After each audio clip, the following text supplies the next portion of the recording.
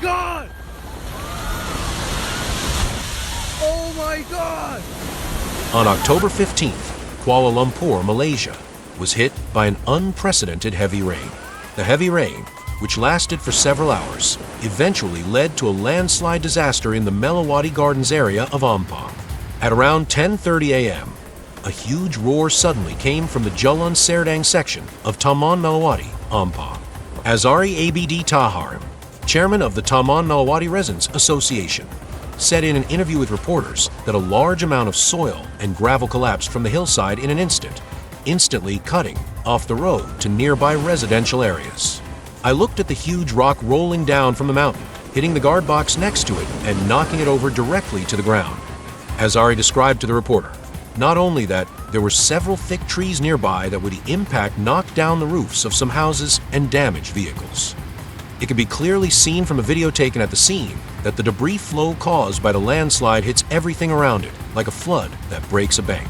A large amount of sand and gravel washed down at an alarming speed, burying the road and overturning vehicles parked on the roadside. My car was pushed to the side of the road during the second landslide. At that time, I thought I would be hit. Resident Chandra Kumar said helplessly, "I quickly escaped from the car and watched the huge rocks falling on me. It rolled in front of me, and I was really scared." In addition to damage to houses and vehicles, nearby trees were also severely damaged. Dozens of large, thick trees were seen being knocked to the ground by the impact, pressing on roads and houses. Some trees were uprooted, while others were smashed into pieces. I saw those big trees falling down as if they were pushed hard. It was really shocking. Azari said with emotion, "If someone had been under those trees at that time, the consequences would have been disastrous." The entire affected area was like a battlefield, filled with mud, gravel, and crushed trees. Many residents shared images of the destruction on social media, which made people feel heartbroken. This severe geological disaster not only cut off roads, but also forced dozens of residents to evacuate. However, the timely response of the authorities and rescue workers ultimately prevented casualties, but the destruction caused by the landslide and the dangerous scene before us are still frightening. According to Azari, the landslide not only cut off the road, but also forced 2 nearby families to evacuate. We immediately notified the authorities and asked for support. I knew that at least 1 car had been smashed, so I advised the 2 families to leave temporarily to avoid an accident. Under Azari's leadership, residents of the 2 most affected families quickly left their houses. He himself stayed at the scene and continued to observe the dynamic changes of the mount. I saw rapid water pouring out from the damaged hillside. There is still a lot of water flowing on the damaged slope. It seems that the geological structure of the entire mountain has been severely damaged. Azari said anxiously. Azari's concerns are not unfounded.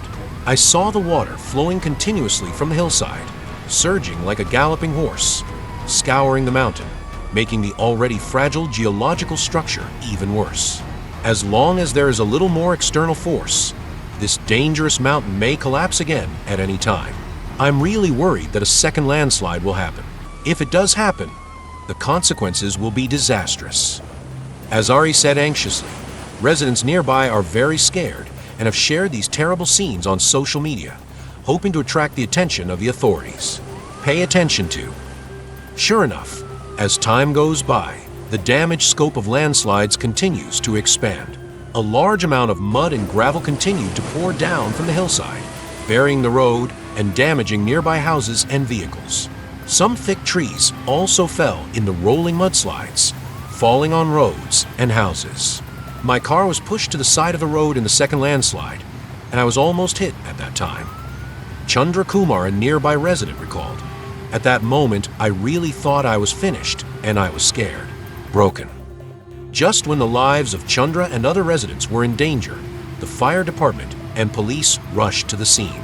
They quickly evacuated 18 nearby households, and about 300 residents were urgently transferred to the nearby Jalan E5 Taman Melawati Multi-Purpose Hall for temporary shelter. After arriving at the scene, Operation Commander Syamsul Shahar reported to Muklis that the landslide affected an area of approximately 20 meters by 20 meters, with a landslide height of up to 30 meters. Although there have been no reports of casualties or house collapses, ground movements in the area continue. Mukli said seriously, in order to ensure the safety of local residents, the police immediately ordered the entire disaster-stricken area to be cordoned off. ACP Mohammed Azam Ismail said, "We have asked all affected residents to evacuate temporarily and move to the multi-purpose hall at Jalan E5. We will continue to monitor the dynamics of the entire area to prevent any danger." Through social media and on-site interviews, reporters were able to get a glimpse of the severe damage caused by the landslide. A large amount of mud and rocks poured down from high places, burying the road and damaging surrounding houses and vehicles.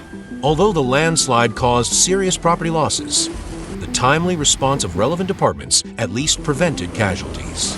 After receiving the alarm, the Selangor Fire and Rescue Department quickly dispatched 6 staff members and officials from the Ompong Fire and Rescue Station to the scene.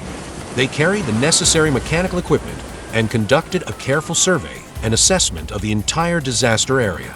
What exactly caused this landslide? Experts analyzed that the root cause of this disaster can be traced back to the previous continuous heavy rains. This landslide occurred in an area that has been hit by heavy rainfall for a long time.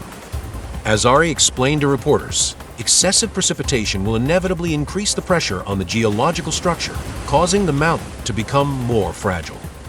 Moreover, the topography of the Melawati Gardens in Ompong further increases the risk of landslides.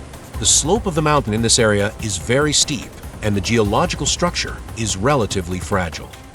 Muklis of the Selangor Fire and Rescue Department pointed out, in addition, there are a large number of houses and infrastructure construction nearby, which further increases the pressure on the mountain. As long as there is heavy rain, landslide disasters can easily happen. It was the combined effect of these natural and man-made factors that ultimately led to this thrilling landslide accident. As Ari said, that similar mountain instability events have occurred in this area in the past, but the scale and degree of damage are usually not as severe as this one. On the other side, the urban area of Kuala Lumpur, Malaysia, was experiencing a sudden heavy rain, and the ensuing flash floods swept through many areas of the city like wild beasts. The rainfall reached 60 millimeters on October 15th, and the rainfall rate in the city center even exceeded 114 millimeters per hour, which is much higher than the average level for this season. Such drastic weather changes put huge pressure on the city's drainage system, eventually leading to disaster.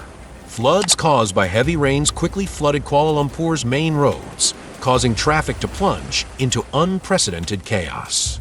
Pudu Road, Nansarat, Kuching Road, and other places have become the hardest-hit areas by flash floods. Many vehicles were trapped in the water, and the sight of drivers and passengers struggling helplessly in the water was heartbreaking. The river in Yucapidana was reported to have overflowed into residential areas, with 10 vehicles trapped in the water, which reached about a foot of water. Many photos and videos of trapped vehicles were widely shared on social media, becoming vivid witnesses of the disaster. To make matters worse, Kuala Lumpur's parliamentary session was postponed due to flooding, with Deputy Minister Ahmed Maslan noting that this was the first time a parliamentary session had been interrupted by a weather event. Many lawmakers were stuck on waterlogged roads on their way to the chamber, preventing the meeting from proceeding on time. Such a chaotic scene makes people lament that daily life in the city has been disrupted in an instant. Kuala Lumpur has a complex topography, straddling 2 major rivers. Although there are flood control facilities such as smart tunnels in the city, these measures are insufficient in the face of extreme weather.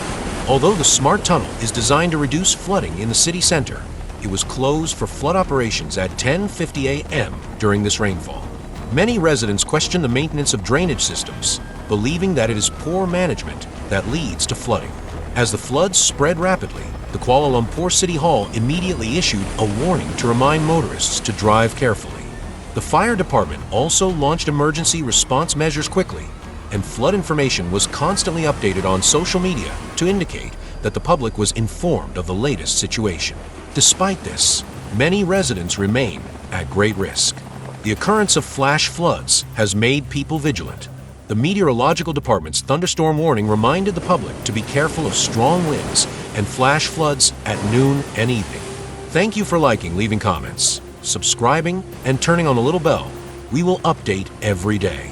Kuala Lumpur's climate is affected by El Niño and La Nina phenomena, and extreme weather occurs frequently. Dry weather at the start of the year gave way to heavy rainfall after several months. When floods come, the community's spirit of unity and mutual help is on full display. Many residents organize themselves to protect each other from the floods. In this case, community support is particularly important. Neighbors look after each other, share information and materials, and build layers of protection networks. At the same time, the government and non-governmental organizations are also actively carrying out rescue work to provide necessary support to the affected residents. In response to the impact of the floods, the government quickly launched an emergency response mechanism and set up temporary shelters to help affected residents evacuate. The Kuala Lumpur City Council, DBKL, quickly launched cleanup work after the disaster and mobilized resources to divert traffic to alleviate congestion in the city center. At the same time, the City Hall also started static pumps and mobile water pumps in an effort to remove the accumulated water and restore normal life as soon as possible. However, in the face of a flood of this scale, rescue work is not easy. Many roads were flooded, making it almost impassable for individuals and vehicles, limiting rescue operations. After the floods, the city's infrastructure suffered severe damage. Major roads and highways such as the Middle Ring Road 2, MRR2, and Damansara Puchong Highway, LDP, were flooded, posing huge challenges to traffic recovery. The loss of shops, residential areas, and public facilities is also distressing. Many residents have lost their homes and are in urgent need of rebuilding their homes. The occurrence of this flood once again exposed Kuala Lumpur's deficiencies in dealing with extreme weather. Although the City Hall has taken a series of measures, it still seems to be stretched thin in the face of such a strong natural disaster. In the future, it is necessary to strengthen investment and maintenance of infrastructure and improve public awareness of disaster prevention to reduce the occurrence of similar incidents. Public outcry for drainage system maintenance is growing, and many are beginning to think about how to better address the challenges posed by climate change in urban planning. Floods occur frequently in Southeast Asia, which is a serious and long-standing problem. First of all, geographical environment is an important factor causing this problem. Southeast Asia is located in tropical and subtropical areas. It is affected by the monsoon climate, with heavy and concentrated rainfall. Coupled with the mountainous and hilly environment, it is easy to cause local heavy rains. According to United Nations data, the average annual rainfall in Southeast Asia reaches 2,500 to 5,000 millimeters, which is 2 to 4 times the global average. In addition, the area is located in the Pacific Rim volcanic belt and seismic zone, with frequent geological activities and prone to disasters such as landslides and mudslides, further exacerbating the occurrence of flood disasters. Secondly, environmental degradation caused by human activities is also an important reason. Southeast Asia has experienced rapid economic development in recent years and large-scale development of agriculture, industry, and urban construction, resulting in a sharp reduction in forest area. Taking Malaysia as an example, from 1990 to 2020, the country's forest coverage rate dropped from 67.5% to 55.3%. Extensive deforestation has weakened the water storage and infiltration capacity of the surface, making it easy to cause flooding during heavy rains. At the same time, destructive human activities such as illegal mining and logging are also exacerbating land degradation and soil erosion, posing hidden dangers for flood disasters. Thirdly, climate change trends are also an important reason for frequent flood disasters in Southeast Asia. Research by the United Nations Intergovernmental Panel on Climate Change shows that the temperature rise trend in Asia is obvious. From 1970 to 2004, the temperature rose at a rate of 0.2 to 0.3 degrees Celsius per decade. This greatly increases the probability of extreme weather events. Taking July 2022 as an example, Malaysia, Thailand, and Vietnam encountered record heavy rains, causing widespread flooding. According to data from United Nations Environment Program, between 2000 and 2019, there were 350 floods in Southeast Asia, with economic losses exceeding $70 billion. At the same time, socioeconomic conditions are also factors that need attention. Many countries in Southeast Asia are still in the developing stage, and the urbanization process is accelerating, but the construction of relevant infrastructure is relatively lagging behind, and the construction of drainage systems and flood control facilities cannot keep up with the pace of urban expansion. Take Vietnam as an example. In 2021, more than 60% of the country's population lives in urban areas. However, many cities have outdated drainage systems and insufficient pipe network density, which cannot meet the needs of urbanization development. Heavy rains can easily cause waterlogging. It is worth mentioning that the vulnerability of Southeast Asia is also reflected in disaster relief capabilities. Due to uneven levels of economic development, many countries have relatively insufficient investment in disaster response and rescue funds, and there are also obvious flaws in the formulation and implementation of emergency plans. Taking the Philippines as an example, heavy rains in 2022 killed more than 200 people and affected a population of 3.2 million. However, the government's supply of relief supplies and post-disaster recovery work have been slow, showing the country's lack of disaster resilience. What cannot be ignored is that flood disasters in Southeast Asia are becoming more frequent, and their impact on local economic and social development is becoming increasingly serious.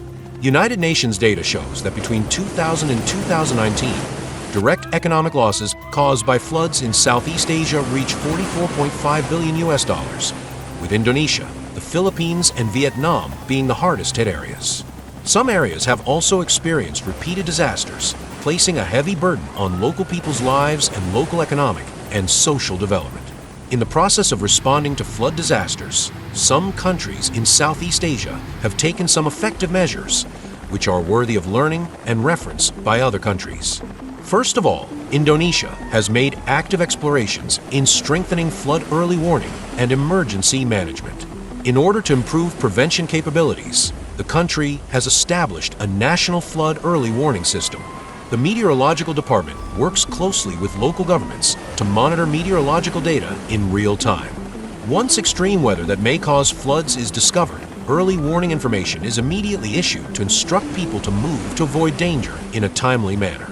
At the same time, Indonesia has also formulated a complete emergency response plan with a clear division of labor between different departments and local governments, which can quickly initiate and coordinate rescue efforts when a disaster occurs. According to United Nations data, floods in Indonesia in 2020 caused a total of 27 deaths, which was significantly lower than in previous years. Secondly, Vietnam has made useful explorations in infrastructure construction and ecological protection. In order to improve disaster resilience, the Vietnamese government continues to increase investment in flood control facilities such as drainage pipe networks and dams, investing more than $1 billion in 2020 alone. At the same time, the country also attaches great importance to soil and water conservation and forest protection, strengthens the construction of ecological corridors, and builds green protection networks in areas prone to floods. According to World Bank data, between 2000 and 2020, Vietnam's forest coverage rate increased from only 37.8% to 42.6%, making an important contribution to reducing flood risks. In August 2021, Vietnam successfully responded to a rare heavy rain attack, causing only 9 deaths, revealing its continuous improvement in disaster prevention and resilience.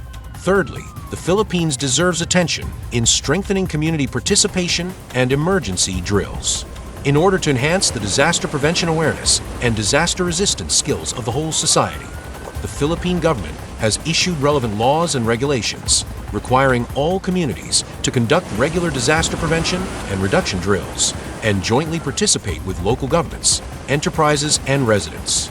Taking July 2022 as an example, the heavy rains encountered at that time had been forecast through the early warning system 3 days in advance. The local government and residents evacuated to safe areas in an orderly manner in accordance with the drill plan, significantly reducing casualties. In addition, the Philippines also encourages communities to establish self-rescue groups, organize and mobilize neighbors to help each other, and carry out rescue operations as soon as possible when disasters occur. Thank you for liking, leaving a message, subscribing, and turning on the little bell. We will update the latest news from around the world every day. Continue to use a scientific perspective to explore the complex truth behind meteorological events.